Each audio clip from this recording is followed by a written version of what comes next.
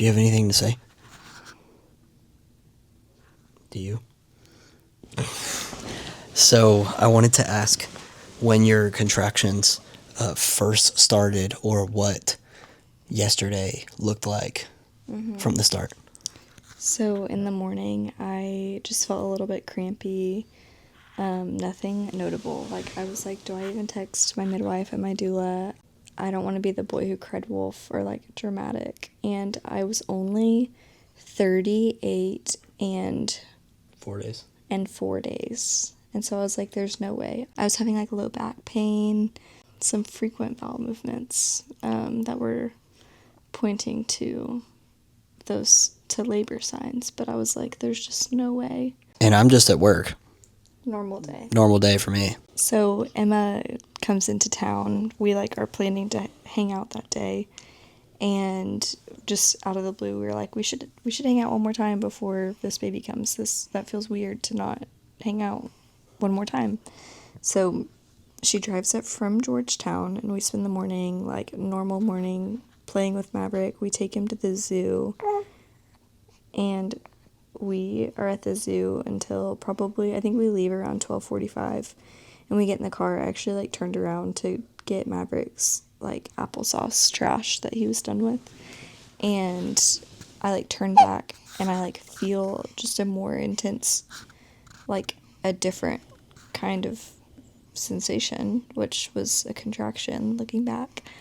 And so I was like, that didn't feel like the cramps that I was having. That one felt like more intense. I almost like couldn't talk through it. And then we get home, I'm like making lunch for Emma and Cam, and there's like a couple more times where I like literally have to stop what I'm doing to like process. Like that was like maybe another one, but maybe my body's just really tired from the zoo. I don't know. Had I told you anything? Yeah, I mean, like, I got a text from you that was like, hey, I had a contraction that I had to breathe through in the car. But for me, not concerning at this point, because it's like, okay, the first one, and sometimes they happen days in advance, so it's just like, I'm not thinking much of it.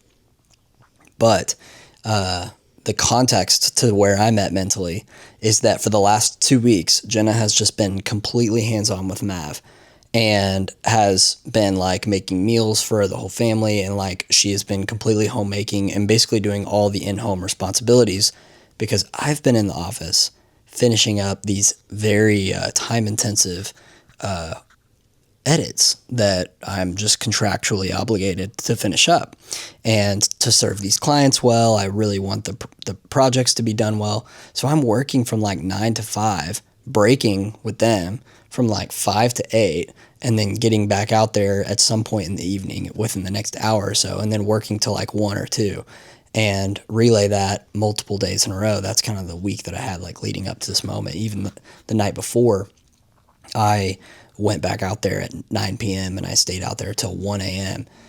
Color grading one of my last projects, basically the last project that I had to get done before baby got here.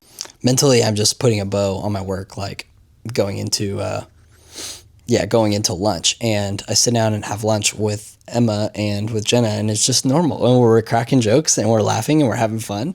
And a couple of times Jenna had, basically some questionable, like, ooh, I got to breathe through this type moments.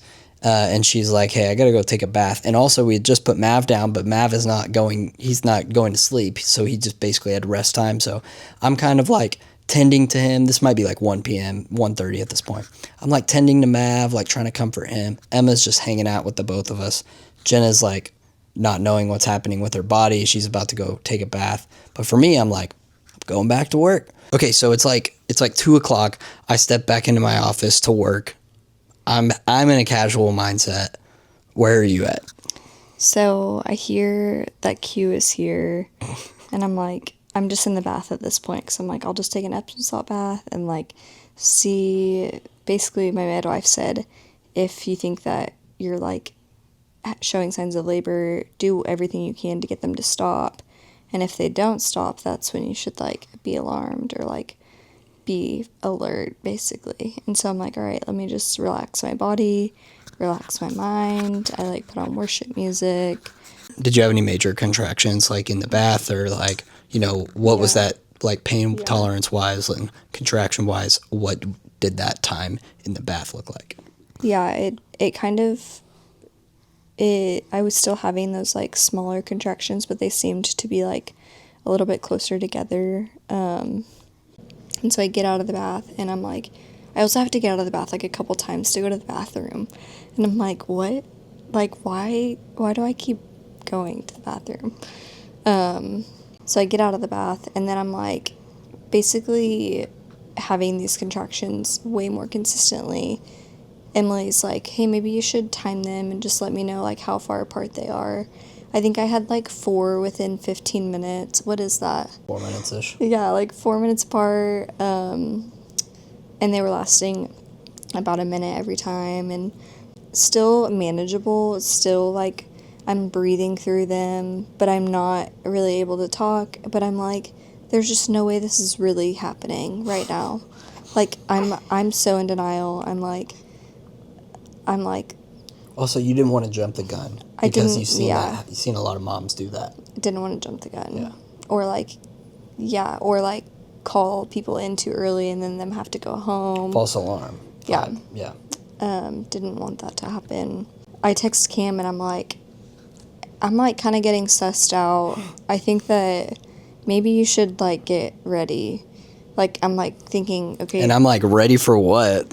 Yeah, he literally says ready for what? And I was like, labor. Yep. And I said, okay, I'll be there in 20. Yeah, and I'm like thinking through like, okay, we need to like do sheets on our bed. We need to Right.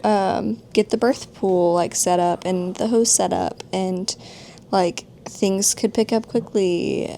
After that, Jenna hangs in the bathtub for 20 minutes or so, and the bathroom, like laboring over the sink. yeah, basically. in the bathroom, and I come in with Q, and she's here. She hears Q, and Q is playing with Mav a little bit, and I'm just like, at least at that point, I'm grinding. I'm like, I'm getting the tub in our room, and I'm getting the sheets out, and I'm getting the towels ready, and I'm just like already just starting to prepare. Jenna's already gone forth and set up everything, and it was really great timing. The house was well prepped for the home birth. Mm-hmm. I just had to basically like plug and play, get the stuff out and go.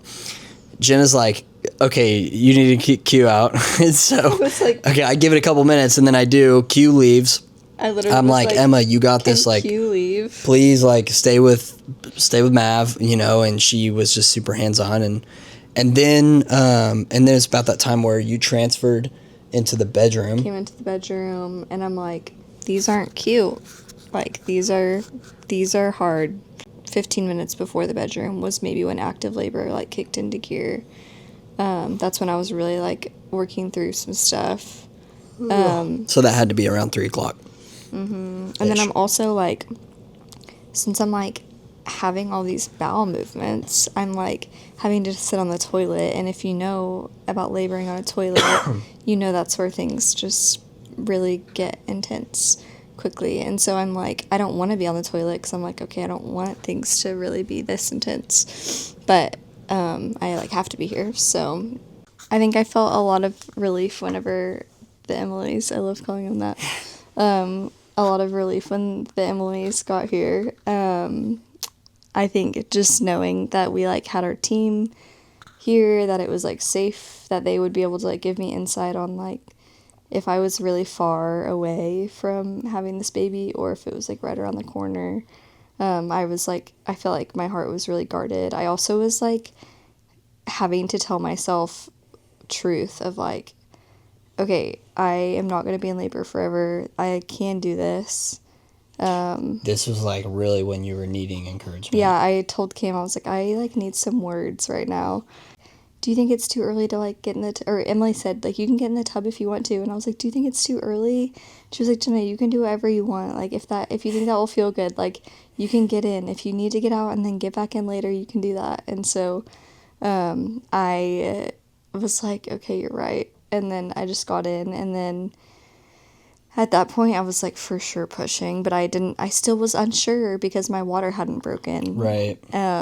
which that was like the biggest question mark of this labor was like, why hasn't my water broken? And how far along actually are you? Yeah, like, can I be pushing while my water hasn't broke? Like, that was the most, like, confusing plot twist to me. I remember when Emily got here, one of the first questions I asked is like, oh, should you measure her? When you were probably like 8 centimeters, like. I mean, that's a valid question. What did she say if I went? Yeah. Yeah, I remember that. And Basically, I was like, her answer was like, oh, yeah, if Jenna wants, then she could do that. Or yeah. if you want to push, then sure. If you want to have the baby in the tub, then yeah, sure. There's like no yeah, there's no like concrete right or wrong way to go about it. Yeah, which is like great and freeing, but also I'm like, will you just tell me what to do? Yeah. Like, I don't want to decide right now. Like, I just need someone to like lead me. So what was it like for you when you started, like when you knew like, okay, I have to like push and get this baby out, and the contractions are like all bleeding into one big contraction? Like, where are you mentally in that moment? Like moments, yeah. right? The moments like leading up to when he was born. Yeah, I still don't know like distinctly when I started pushing because it felt so different from with Mav. Like with Mav, I was like, I could like kind of feel him like descend down the birth canal. Like I could feel like the pressure, but with this baby, I think it was because it was still in its sac. I like couldn't really tell. It felt like the worst cramps like on my lower abdomen that I've ever felt before. Like even more painful than Mav's, like just having to really breathe through it. Like every like push and like every time I would get a contraction, I like was really having to like fight to like keep my shoulders down and to breathe through it, and like making sure I sounded low and not like staying really tense. Because I was like, that's the only way that this is going to happen. Like I thought multiple times in my head, like every contraction gets me closer to me, my baby. I need to like use this contraction to like help get the baby out and not like slow things down. There was like a couple that just kind of bled together where I didn't really have much break, and I was like, there was not much break there. I like said that while I was pushing. I'm seeing her like belly essentially flex and like get real small during these contractions, and I'm like, this just looks way different. Like it's coming soon. But also there's a part of me mentally that was not believing that it was happening just because we were early and because I was just working like an hour and a half before this, and like I kept using the word whiplash to describe that. Like it was a jolt. It was a whiplash for sure. Not in like a bad way. It's a good whiplash, but definitely like surprising nonetheless. Yeah. And then there was a point Emily was like, I bet if you felt down there you would feel something. And I was like, I'm not even going to do that yet because I don't want to jump the gun and then I'll be discouraged. And so I like chose not to, and then just really instinctively I like felt down there at some point, and it I was like a minute later. Like it was less than a minute later probably after she said that from my memory. Oh, really? Okay. Yeah. So it was close, but I was like, okay, I'm gonna feel. And then I could feel the sac. Literally, it was still in its sac. And I was like, I literally feel this. It's like a bubble. Like, I don't feel a head. I feel, like, the sac that this baby is in. Which usually your water breaks, like, before you start pushing. And so that was, like, crazy to me. I was like, okay, this explains, like, my water hadn't broken yet. And that's okay. It's, like, still in there. I was not expecting that at all. And then I was like, that would be so cool to have, like, to birth him, like, or I didn't know it was a him at that time, but to give birth and them still be in their sac, like, I just never dreamt that like, could actually happen. And so I think feeling it was really motivating because I was like, it's, like, right there. But then really your body just, like, takes over and you just, like, push and you know when you need to push. And I remember feeling him start to come and I was like, I really need to, like, be able to control this. Like, I had torn with Mav, and I was like, I want this to be, like, controlled and slow, and to not feel, like, which there is some sort of, like, some part of you that you're just, like, gotta push, like, gotta get this baby out, like, and it's, like, instinctual. It's literally the fetal ejection, reflex. But I was like, I need to, like, breathe through this and like let this happen slowly. And so it was crazy. I remember saying like, this hurts, whenever we were like really close to the end. Mm-hmm. It was like, and it was really just my abdomen that hurt. It wasn't even like, it wasn't anything else. So I pushed out his head and it was still in the sack, which Cam like was kind of freaking out. Like he was like, what is that? Like, why does it look like that? That does not look like... I definitely was expecting, his head to come out, because I got to see Mav's head come out, and like, I got to touch Mav's head before his body was fully out. And, when I just didn't see that, I didn't know what I was looking at the time. Yeah, he was like, what is this thing? And then whenever I pushed out his body, which that took like... I wanted to add that, you got a chance this time around to actually like hold his head and touch his head before he was fully delivered. And or like a desire that I had with Mav. But then after like a little bit, I pushed out his body, and that's whenever the sack popped. My water broke. Yeah. Was like as I was... It was immediately. Yeah. And then what happens? And then I pull him up, and I'm what do you see? Literally his junk, and I'm like, it's a boy. It's literally a boy. Yeah. You said, a boy. Boy. Yeah. Got to hold him. I was shocked. I wasn't expecting to like know the gender like that fast either. I was just like... I was sanctioned baby catcher, but honestly it was Jenna that pulled him up. Yeah. And I was just there assisting, to be honest. Yeah. Jenna just had it herself. Yeah, it was like really instinctual. So that was crazy. And then Cam had like a little tear moment. I broke down for basically like 3 to 4 seconds. It was it was quick. It was very quick. But also like it's so disorienting giving birth in the daytime, because it's like with Mav it was all like 1:15 to like 3:30 a.m. And so everything was dark, it was calm, it was like sleepy. You're kind of like in labor land, like you're just like kind of riding the Z still a little bit. I was wide awake, which is the record clear, which is nice. But then daytime, you're like, there's my neighbor walking down the street, and I like see them, and wow, like there's sunshine, and like there's my son playing in the backyard, like like it's just a different... you're so awake and you're so aware of every little thing that's going on, which can be like kind of distracting in a way, but I don't know. I think I like nighttime maybe more, but... Picked the baby up and basically like just got to see that it was a boy and like rejoice in that fact while he's still in the tub.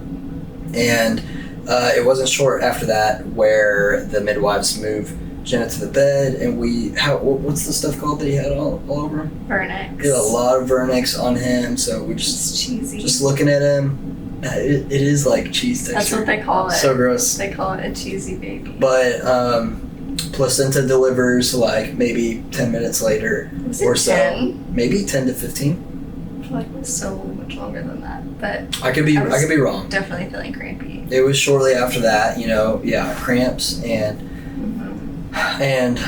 ultimately within the next, I would say, like, you're healthy and happy, and he's like clean, and we're holding him and nursing within the next like 30 minutes, like, and not that long. And then who got to like come in first? Your parents. Okay, so my parents got to step in with Mav, and they went and got us dinner at Chick-fil-A and brought it back here for us and the whole birth team. And so they're on the front porch, and so I got to go out there and welcome them in to come in first. We just I accidentally said that it's a him, so come in and see him, but they get to come in and see him, and maybe shortly before that, me and Jenna get 5 minutes of undisrupted time, and so we just reflected on like what happened just very briefly, and we decided on a name right there, which is Wesley Ford. And so we get to bring my parents in, and then shortly after that we bring in Abby, and Mavi was so cautious and so slow and so skeptical, with just like completely opposite of how he normally It's is. like not his normal temperament at all. But he comes up He and says, sits on my lap. Oh, Yeah. is that what he said? I think so.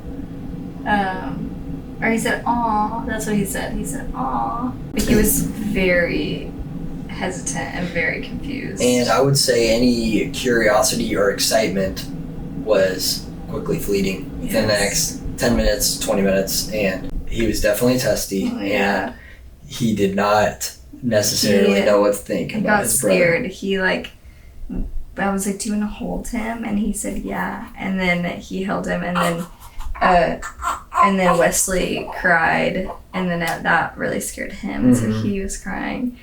But just for the funny memes, he was was looking at Wesley and was like, "All done, Dad." All done, Dad. Yep. And then he said, "Dad, go back," and like pointed to my stomach, seeing him make it go back in there, and I was like, "This thing's not going back in, buddy." I'd say over the next hour or so, it was spent getting Mav out the door and getting him home with Papa T and Yaya, sending our birth team off. Oh, right after that, we got to do his health appointment and the vitals and all the normal checkup stuff. That was like 3 hours after. Like, it was a long time after. Yeah. So, but they let us take our time, which was really sweet. The birth team got to roll out at 10:30 p.m. And then, shortly after that, within 10 minutes, we're basically winding down and getting ready to go to sleep. And I don't think we actually made it to sleep till about 11:30, but Your the first night is just going. Yeah. Like you're like on a high still. It was also warm in here because we like opened the windows a little bit to let Liesel take photos. Yeah. We didn't mention that, but Liesel was our photographer and she got to step in and just do a bunch of different photos with us. We didn't. She got here like 7 minutes probably before Wesley was born. Just in time, and but that's pretty much it. I wanted to wrap it up. Do you have anything else to add before I wrap it up? It was a really incredible experience, and we're thankful to have done it in our house, in the comfort of our home. Really thankful that we have good documentation of the process, and really excited to see what this next season of life brings to us. Is that it? Yeah. Okay. Did we mention that I was at the zoo and then I left at 12:45 and then had a baby at 5:23? Yeah, so here's some fun stats. And he was born on 5:23 p.m. on 3/25/25. So it's all the same numbers, which is kind of crazy. It was crazy. He was the same weight that I was. He was 7 pounds, 11 ounces. And then how long was he? 19 and a half inches, born 38 weeks and 4 days. And 10 days, this is another thing. 10 days early, and Mav was 10 days late. Yep. To their due date. So from this pregnancy to the last pregnancy, Jenna carried the baby for 20 days. Less than I did before. Which makes a huge difference. I'm feeling it. Okay. I don't feel very swollen. Jenna had a couple small tears, so she's on bed rest for 2 weeks, and the road to recovery has begun. But we're excited and feeling good. Ready to do this. Okay, that's it. See you guys.